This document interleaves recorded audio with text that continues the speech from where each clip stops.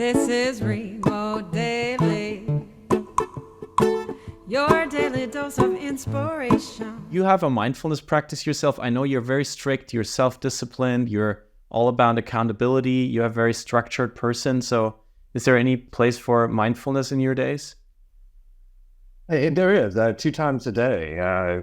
Number one, sort of a meditation or a quiet time to get centered in the morning. And then in the evening, my mentor got me started on this, which is my 6 daily questions, and really for success and for self-reflection. And I think this is a really powerful thing for me to continually reflect on my day and reflect on how I did that day. And I've set 6 simple questions. Number one, did I do my best today to increase my happiness? That's number one. Number two, did I do my best today to find meaning? Number three, did I do my best today to be engaged? So, when my kids wanted to talk to me, did I put things down and engage with them and be present with them? Number four, did I do my best to build positive relationships? And number five, did I do my best to set clear goals? And number six, did I do my best to make progress towards my goal achievement? And I reflect on those questions every day, and I kind of give myself a grade. I could even take it as far as actually giving myself a physical grade if I wanted to do that. I don't do that anymore, but you could really go as far as sort of giving yourself a grade every day. And I think this is really important for me to stay focused, stay engaged, stay positive, make sure I'm working on other things that are really, really important. Wow, you do that 7 days a week? Absolutely. I want to start with something that you recently did, which you frequently do. You go to big conferences. You just were on stage at Collision in Toronto, which is this huge marketplace for startups and new ideas and investors. And big companies are also there in media. And you hosted a startup showcase, really interesting, like this series of quick fire presentations of entrepreneurs who are bringing new solutions for the biggest challenges in the future, or in the present, we shall say. Anything you can share with us from this experience hosting this showcase? Maybe a surprise that you had, an inspiration that you found, an idea that you heard that you have never heard before? It's interesting that you asked if there was something I hadn't heard before, and I'd say this time, no.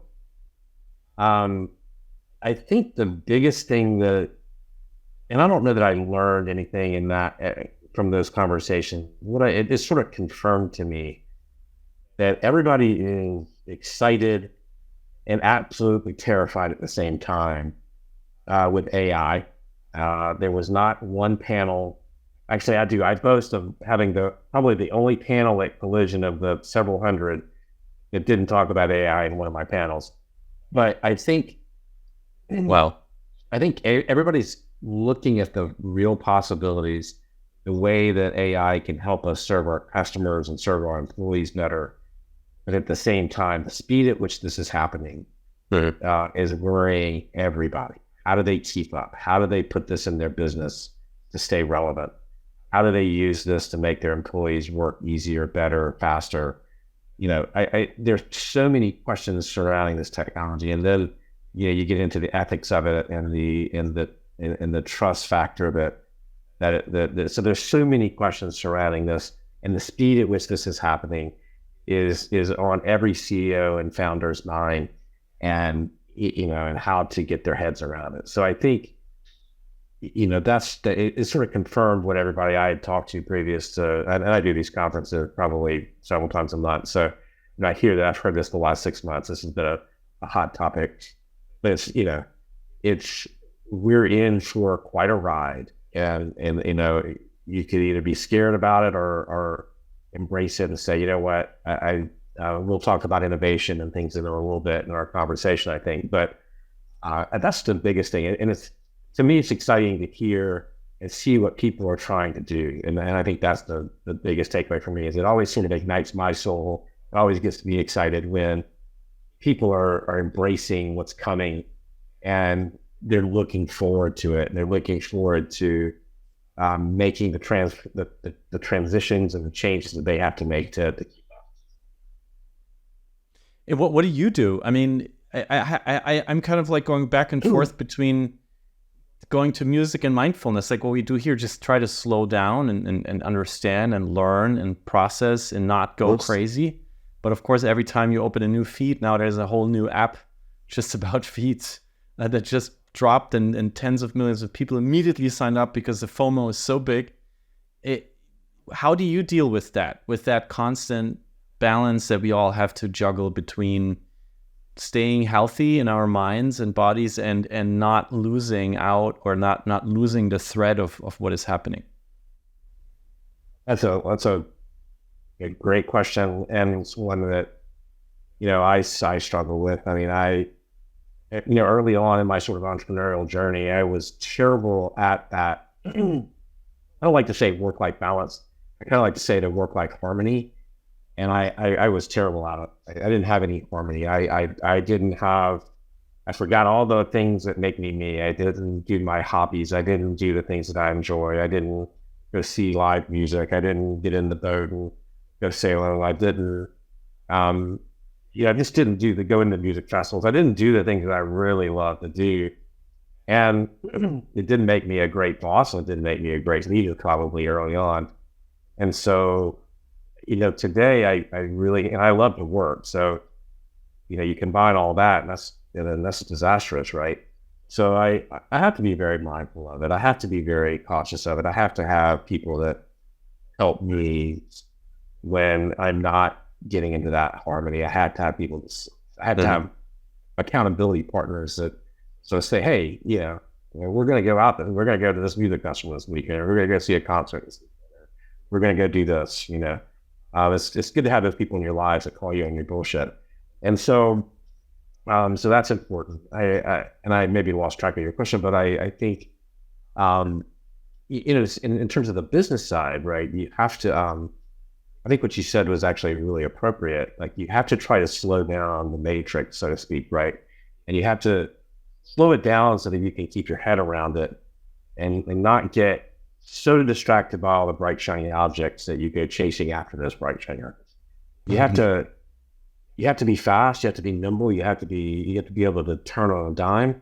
At the same time, you got to slow all that down so that you can actually make good decisions. Mm-hmm. And that's not easy. I feel like it's a metaphor for your own career. You resigned from a lucrative position in consulting that was about, I think, 15 years ago. And you and your partner, Peter Gask, founded Wild Creations, I love the name, a toy company. It not only made it through the recession of that time. I think there was a moment when you were sleeping in your van, traveling the country, trying to find buyers. You also turned it into one of the fastest growing companies in South Carolina. You got a lot of awards for this company, and it became a really successful business story. Then, talking about metaphor for your own life, now you have this company called Accountability Inc., which I think is fascinating. It's like Remote Daily. The company name is what it is, what it sells. And you also have a lot of accountability structures and systems in your life. And everybody who follows you, which I highly recommend, sees that you write for Forbes every week, like almost religiously. You also write for other places. You host podcasts.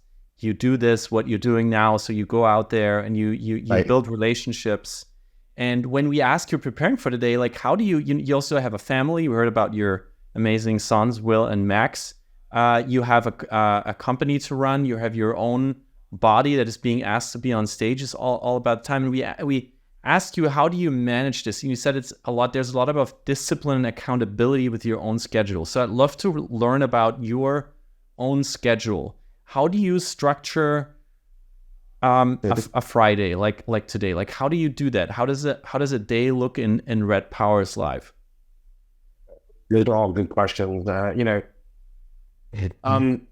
Creation taught me a lot of lessons. It taught me about, to grow to be one of the fastest growing companies, not only in the state, but also in the country. We were a top 75 country company with the U.S. Chamber of Commerce. We were in the Inc. 500 several years in a row. We were nominated for the Entrepreneur of the Year from Ernst & Young. couple of times. So, we were getting a lot of recognition, we went through those tough times. You mentioned sitting in the van, you mentioned some of the tough financial times early on.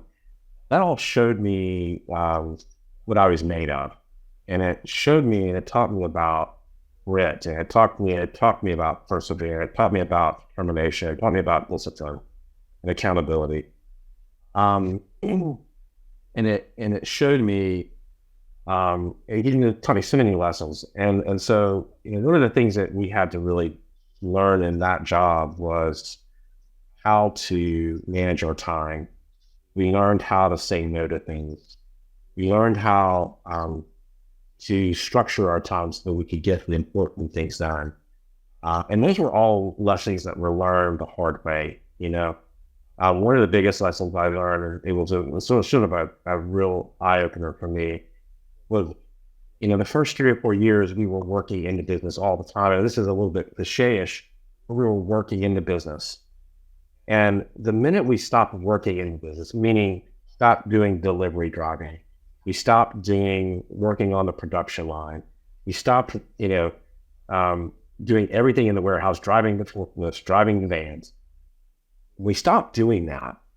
We were able to work on the business strategically, which as a CEO and a co-founder, that was our job, was to be the strategic people in the business, right? And we weren't being very strategic the first couple of years. And that really, I think, hampered our growth. Those were good lessons because we learned what the business was, and we learned how to work in the business, and we learned what the jobs were, and we learned what we needed and what we didn't need in terms of people. But the minute, it's interesting, we were struggling when we were working in the business. We were under 100,000 in revenue. 3 or 4 months after getting out of the business and taking a chance on hiring some people, we actually grew to like a $10 million business almost overnight, and then a $50 million business. And that was because we stopped working in the business and we started working on the business.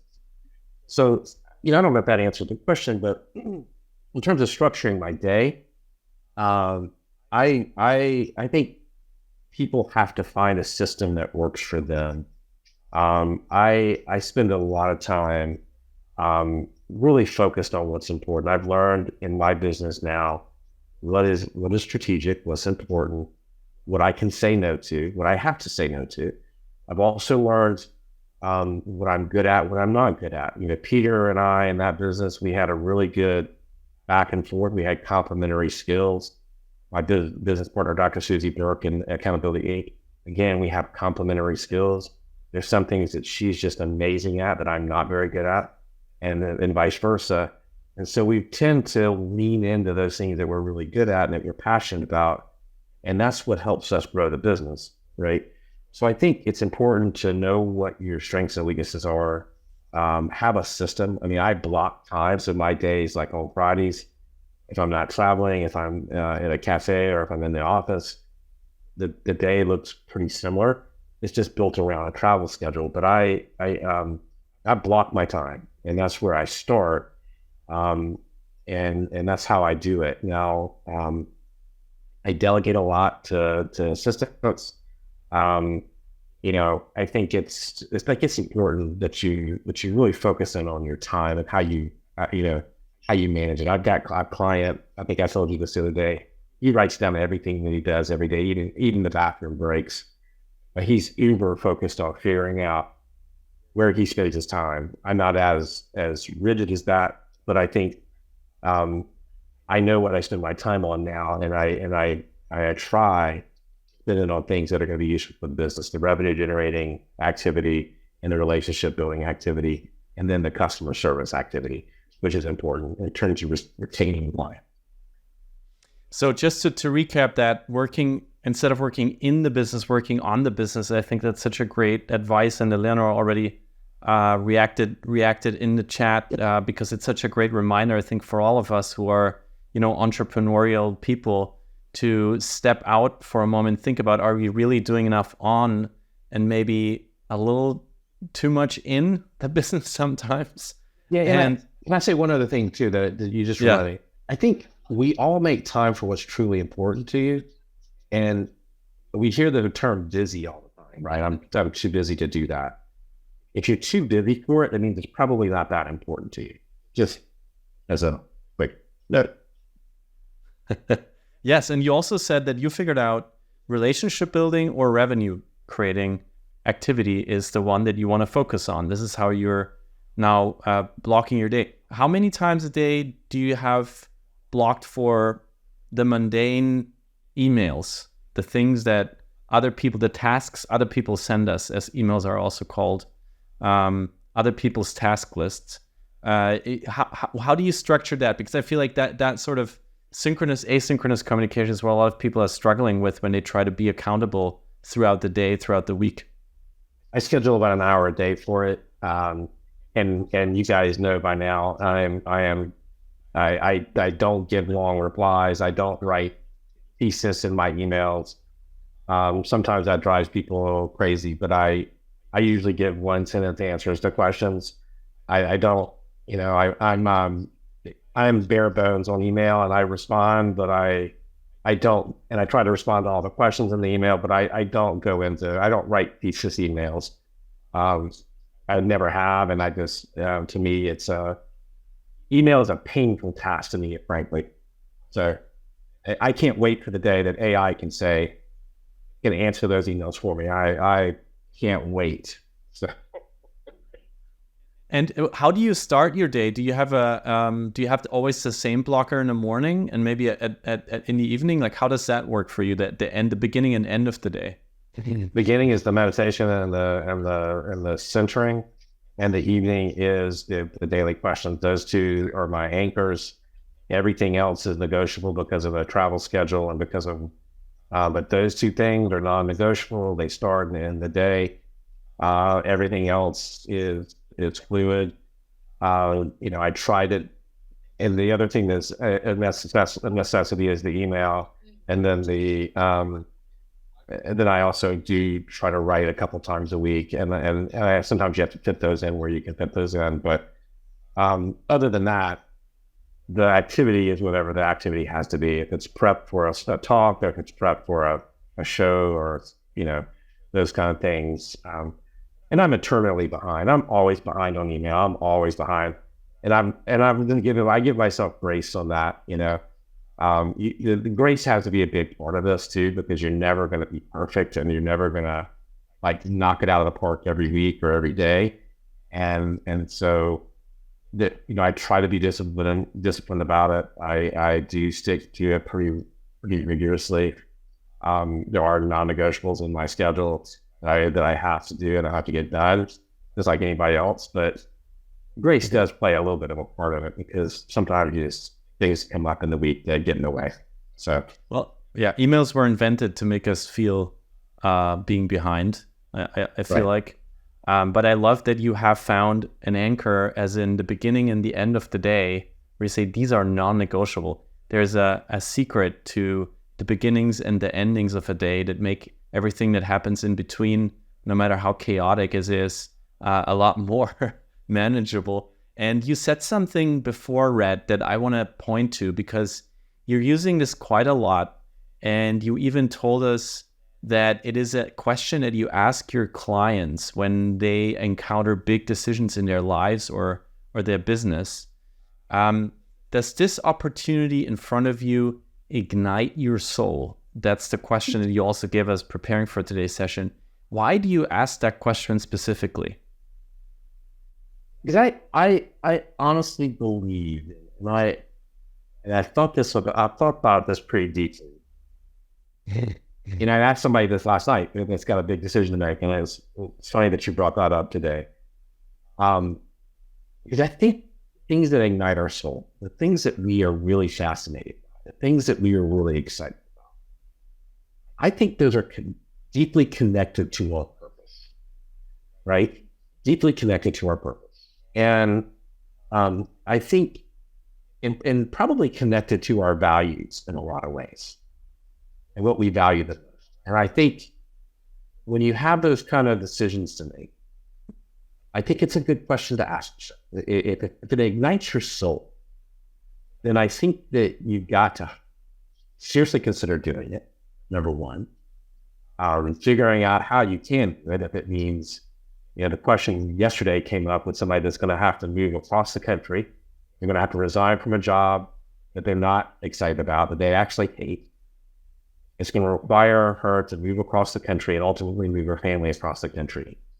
But the question, when I asked it, and the answer was yes, then if the answer is yes, then you've got to figure out how to do it, because you will regret not doing something that excites you and ignites your soul. And I don't want to be sitting on my porch when I'm 85 and regretting a decision that I was really excited about, something that I thought would have been really good for me and my family. I don't want those kind of regrets. So that's why I ask it, because I think it's important.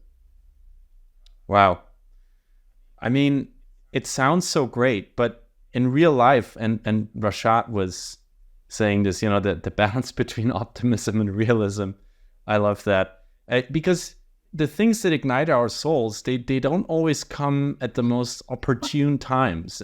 Sometimes they just show up out of nowhere, and you're like, what just happened?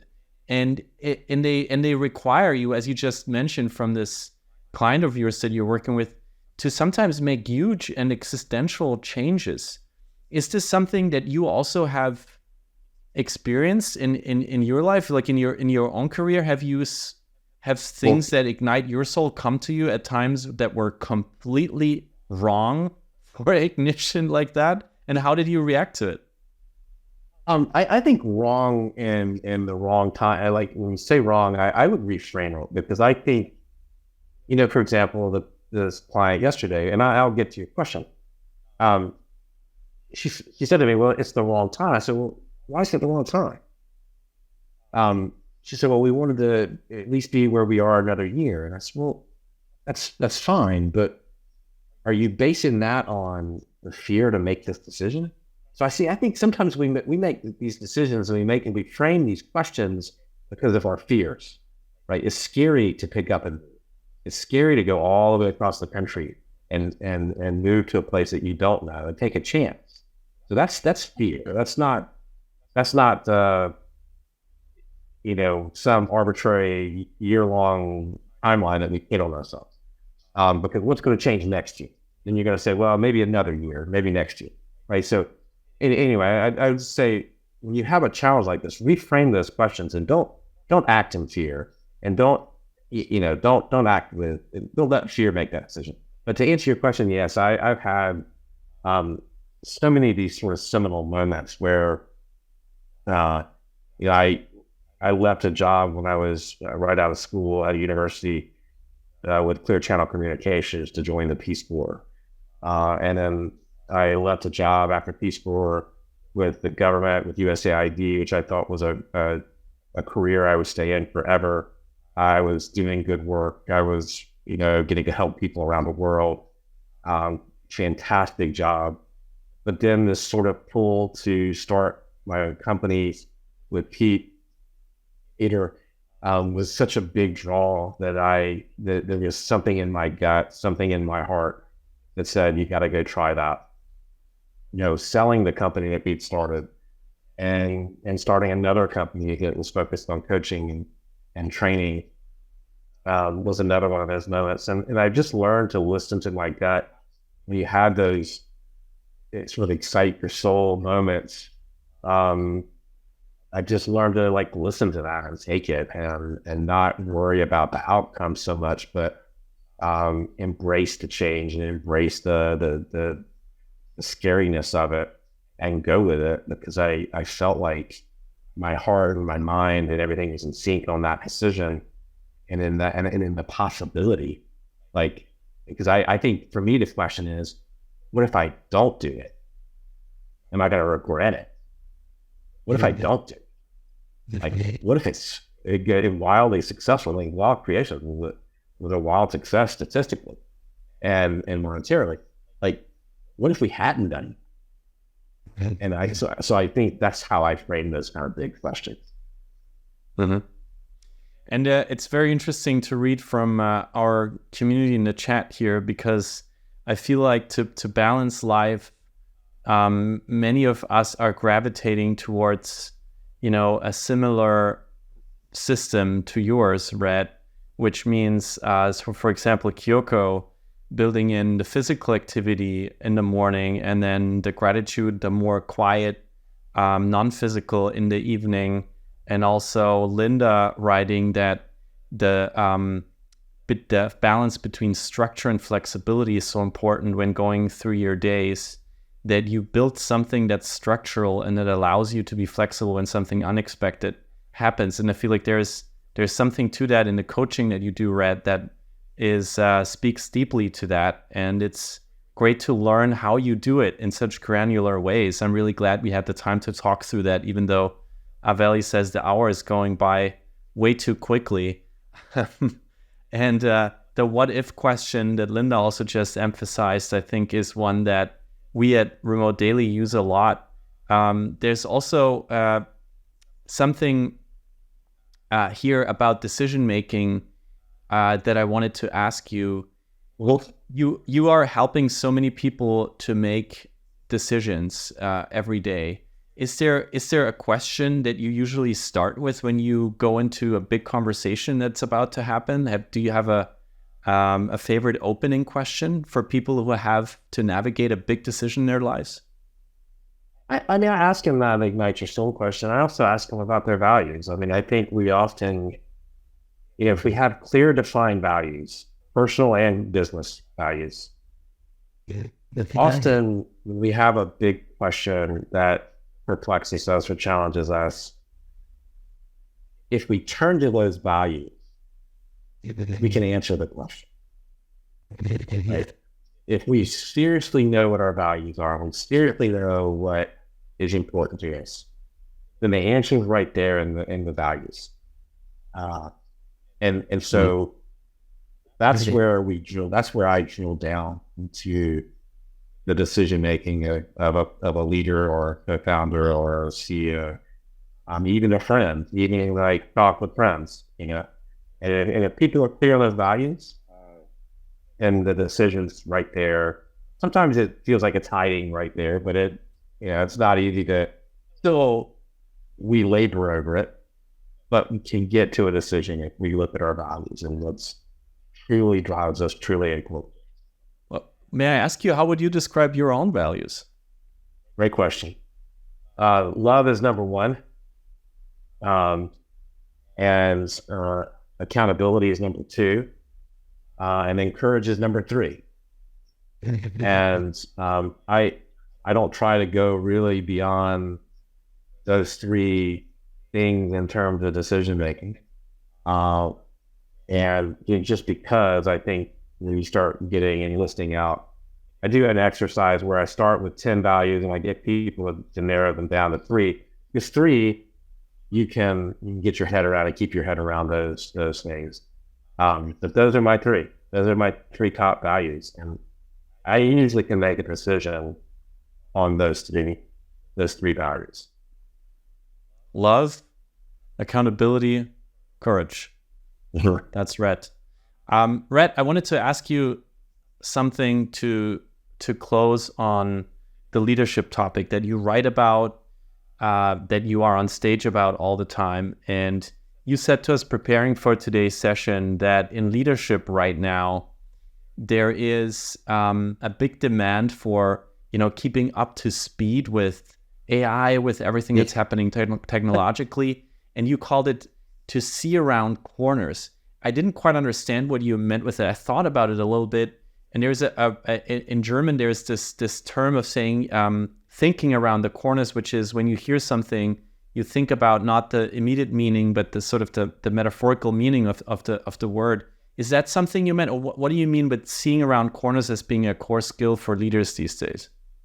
So Rita McGrath has got a book called Seeing Around Corners, and it's about thinking about what's happening in your environment and business and being able to anticipate and predict, right? It's like taking a crystal ball and saying, okay, in my industry, in my business, this is what it's going to look like in a year or 6 months or 5 years, right? And that's what I mean. It's being able to take the time. And here's where we get this is where this falls apart for business, and I'll try to be quick. This is actually a really interesting subject for me. We spend so much time on delivering our services. We spend so much time on all the work in our businesses, right? Everything that takes up our time as a leader. We get wrapped up in the day-to-day. We get wrapped up in the right now. And the way that businesses are changing in the world, I'll give you an example. Companies used to stay on the Fortune 500 for 75 years on the Fortune 500 list. Today, that number is 11, which means some of the biggest brand names that we know are dying as we speak. And you can see the graveyard of big companies that have gone away that were name brands when we were all younger, right? So I think what I mean by that is you've got to be able to take the time. And I think Rita talks about spending concentrated time on what's coming next and how you're going to use those new technologies, those new tools, those new things that are coming in the market to your advantage to help you better serve your clients and better serve your employees. I think you have to have a team today that is thinking about what's coming next. I think you can't do this all by yourself. You have to have a team approach to it, but you have to spend concentrated time on what's next. It's really, really critical. You need to read, you need to attend conferences. You don't need to do this alone. You need to get out there and learn what's happening in your business and the changes that are coming. And you got to be upfront and out there aggressively thinking about what's next. The head futurist, I think, is an upcoming a job description. I had the chance, same conference I met you, to meet the head futurist of Paramount, this huge media conglomerate company, who is only doing that every day.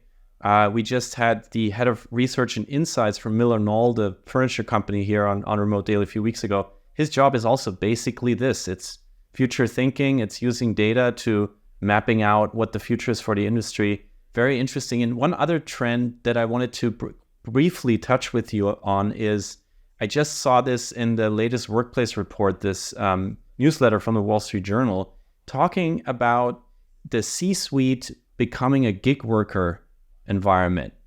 So this article it's a little thin, on facts. It's a quick newsletter, but it talks about the CXO role as a role that, or as an abbreviation for C leaders that come in for a certain time only, and not like in the usual way that they come in and nobody knows that they're leaving shortly again, as it is in the corporate world so often. No, it's deliberately for a certain time. It's like a gig, and it is a new trend that the Wall Street Journal was talking about here. And I wonder what you think about this, because you're such a deep thinker when it comes to systems and structure and accountability in leadership. Is this what does this make you feel when you hear that there's more and more big companies sort of like tampering with, let's call it gig work in the leadership suite, when you just talked about the values and all of that being so important?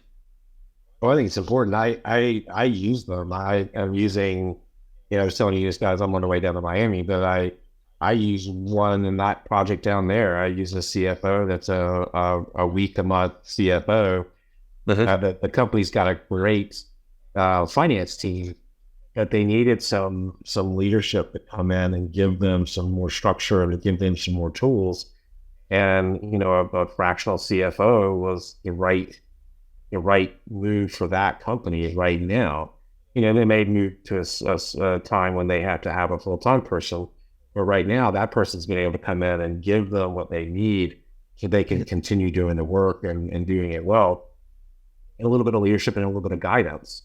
And so I think it's an important role, particularly for those companies that can't afford a full-time CFO or not in a place where a full-time CFO makes sense, or a chief technology officer, whatever it is.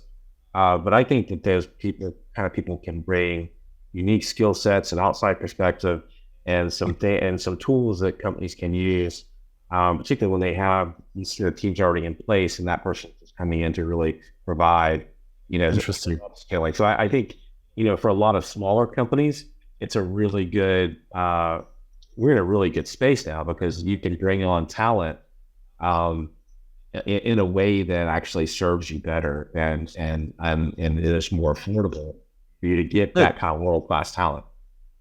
Wow. So the fractional, that was the word I was looking for. The fractional leader, the fractional CXO actually is a great model for the present and future moment to help a company also see around corners. As you pointed out, Rhett, we learned so much from you today, from the 6 questions that you ask yourself every day, still processing on those.